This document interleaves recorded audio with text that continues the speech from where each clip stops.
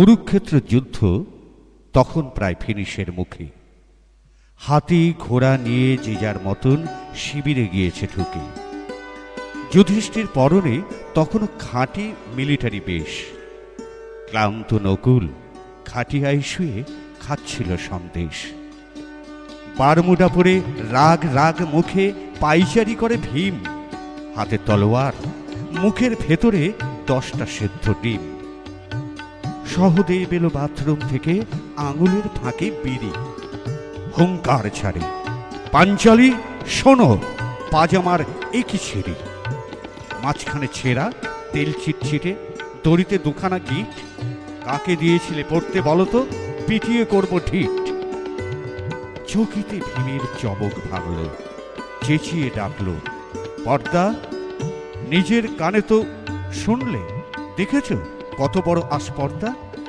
হতে পারে বউ, বৌদি তো তবু, এভাবে কি কেউ বলে? মান সম্মান লাজ লজ্জা কি ভাসিয়ে দিয়েছে জলে? তাড়াহুড়োতে কি মনে থাকে বাবা কার জামা প্যান্ট কোনটা? এসব সময়ে কি করে বলো তো সুস্থির রাখি মনটা? বাড়িতে তখন কেউ নেই, শুধু আমি আর পাঞ্চালি।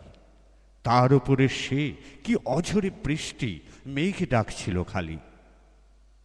পাঞ্চালি বসে ভুরু আঁকছিল মদির চোখের পাতা।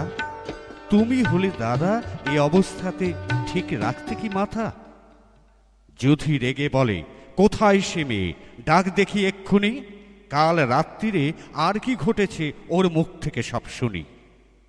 ওরে অর্জুন, আয় তো এদিকে, হয়ে যাক ফয়সালা। এমন বউকে ঘরে আটকিয়ে বাইরে লাগাবো তালা। ক্লান্ত শরীরে অর্জুন ছাদে বসেছিল খালি গায়ে, হাতে গড়গড়া, ঘন ঘন শুধু মুখ দিচ্ছিল চাই। শোরগোল শুনে নিচে নামতেই বরদা বলল, অরু, মেয়েটার বড় বার বেড়েছে রে, ভেবেছে আমরা গরু। দ্রৌপদীর ঘর হাট করে খোলা, বিছানো লইলত্তর, মেঝেতে ছড়ানো স্বামীদের লেখা বেশ কিছু চিঠিপত্তর। মিসিং বলতে সুটকেসখানা আর কিছু ছাপা শাড়ি। নকুল বলল, তাহলে শিওর গিয়েছে বাপের বাড়ি। এদিকে তখন কুন্তির মুখে ঘর আলো করা হাসি।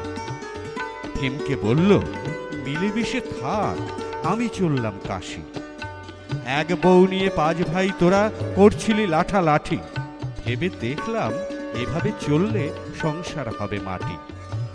অনেক তো হলো, এবার কদিন থাকুক বাপের ঘরে, তারপরে যদি প্রাণ কারো কাঁদে আনিস না হয় পরে। মার প্রস্তাবে সাধু সাধু বলে পাশ হলো রেজুলেশন। বউ নিয়ে আর কারো মনে কোনো থাকলো না কনফিউশন। সেই থেকে আজও কুন্তির বুকে যুদ্ধ জয়ের গর্ব। সংক্ষেপে এটা মহাভারতের অপ্রকাশিত পর্ব।